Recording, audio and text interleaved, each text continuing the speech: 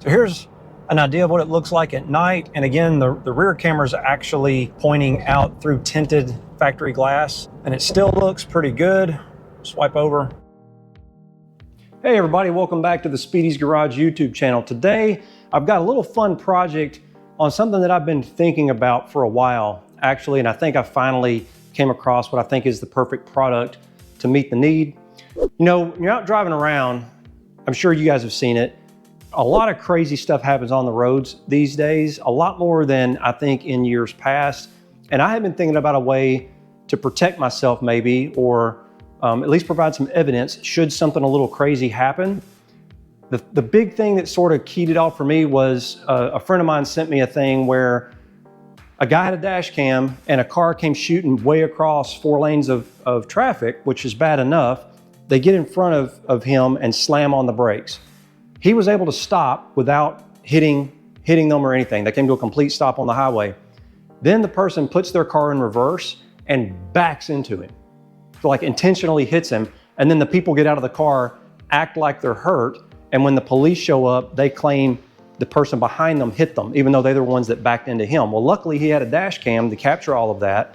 Not only did they have to cover his repairs, but they were charged with some crimes related to the traffic incident, filing a false report, etc. But if he hadn't had that dash cam in place, he might have had some trouble. So I've come across a product I'm going to put in the 4Runner and Project Sport Runner today that should help. I'm going to show it to you now, so let's get to it.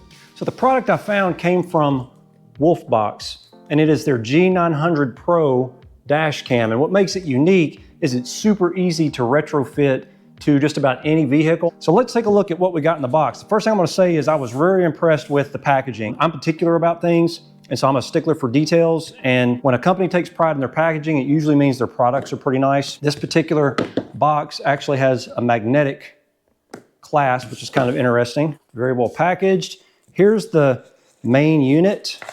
This is the mirror component. It's 12 inches touch screen. And the 4K camera that faces forward is adjustable. So you can aim it to get exactly the frame that you want in your vehicle. Also in the box, the rear camera, and it is a 2.5K. So the front camera is 4K, rear camera is 2.5K, which gives you plenty of resolution.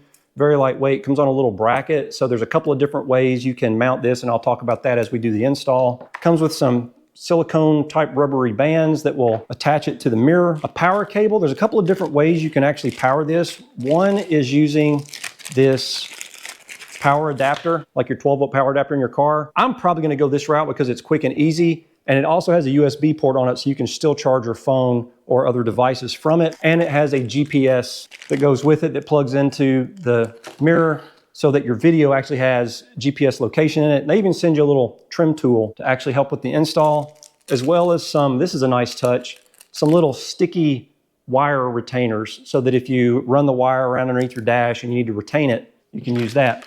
Also, there's a longer adapter. This one is, I believe this is 33 feet long. In case you have a really long car, like a big Suburban or something, you basically unplug the rear camera from the cord that comes with it, and then you plug it into the longer one. I'll have to see which one I need for the 4Runner, but I bet the original one will work. And then another option that they give you, which is also a nice feature, and it also comes with another trim tool, comes with a hardwire kit. So basically, you can permanently wire this into the car's fuse box so that anytime you start the car, the camera automatically powers on. If for some reason you don't want to use or don't like to use the power adapter like this, you can actually go straight to your fuse box. It's easy 3-wire hookup. You've got accessory, you've got ground, and it says B+. I'll have to look and see what that wire actually does, but I think it's used for the park mode. So you can actually have this thing act as a sentry, for lack of a better term, and actually record what happens around your vehicle when it's parked. And I think it goes into like a battery saving mode so that it doesn't run your car battery down, and even has a monitor as part of that. And then finally, it comes with a bunch of options for tapping into your fuse box. It actually comes with double 2 sets, but it covers every fuse box option, at least that I know of. And these are what are called fuse taps. So you find an accessory fuse in your fuse box that's key. When you turn the key on, like your radio, it gets power. You take the fuse out of that spot in your fuse box, you slide this in, and then it's got a little spot right next to the fuse that's already in it for the original fuse to go back in. So everything works exactly like it's supposed to. And then this gives you your switched or ACC accessory power source. I'll give you some close-up shots of these so you can kind of see everything. And then we're gonna go to the vehicle, plug everything in, make sure that it's all working before we wire everything, and then run the wires. Should be good to go. Nice, easy install. Here's a close-up of everything in the kit like I mentioned. It does come with a 128 gigabyte micro SD card already inserted into the top of the mirror. That's in the Pro kit. The front camera, like I mentioned, is 4K. The rear is 2.5, so you'll get a high level of detail, including things like license plates, even in low light conditions. It is an IMX678 sensor with 8 megapixel resolution. It does have 5.8 gigahertz wireless capability to connect to a phone app for downloading your videos and photos. It has voice control for things like record, lock video, take picture, record audio, etc. It is a 12-inch touchscreen, like I mentioned. And if you decide to use the auto reverse feature so that red wire gets connected to your backup lights on your car, it will automatically flip the camera to full rear view with the reverse guide. It has a GPS, so you have your location in your video, and 24-hour park monitoring like I mentioned. And it comes with some documentation and a couple of cool stickers. Okay, I've got the camera temporarily connected. I've just plugged in the power cord to the normal 12-volt power outlet. I've run the GPS cable, the rear camera cable, and the power cable to the mirror camera unit. Now I'm just going to turn the ignition on and make sure everything powers up and looks like it should. That's a good sign. Oh, nice. Very good resolution, as you can see, and you can swipe to change views. I dig the split view. That is pretty cool. There's a bunch of settings and other things we can go through. Very responsive. The touch screen is super responsive, and I haven't even taken off the protective film yet. But here's all the settings. We'll go through those here in a little bit. Now that we know everything is working, we can work on running our wires in a more consolidated and organized way.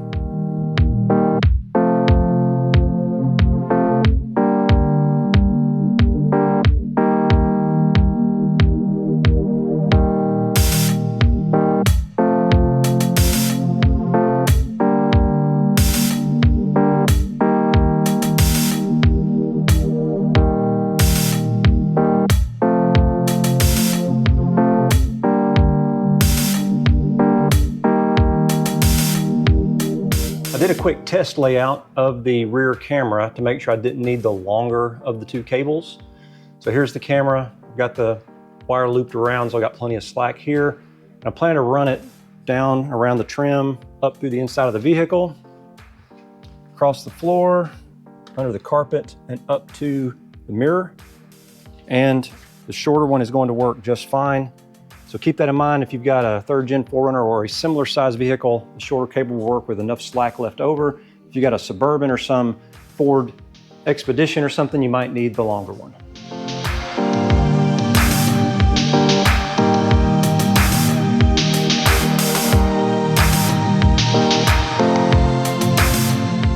All the wiring has been run.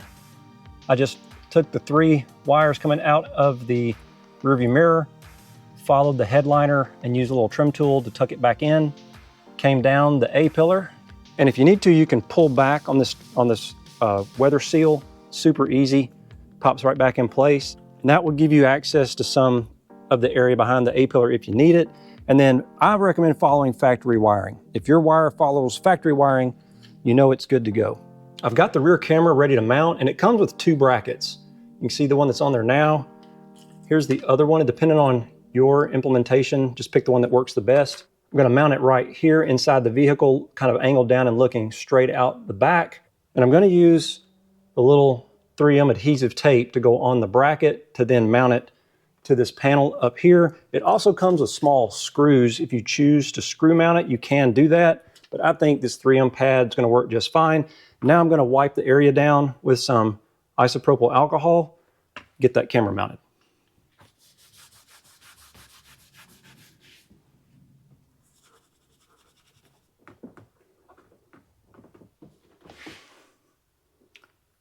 And once you have the camera mounted and angled like you want it, come in with a Phillips head screwdriver and just tighten the little hinge screws. I'm going to give one more test before we button everything up to make sure everything's still working like I expect. Then we'll just put the little trim pieces back on and go for a test drive. Good deal.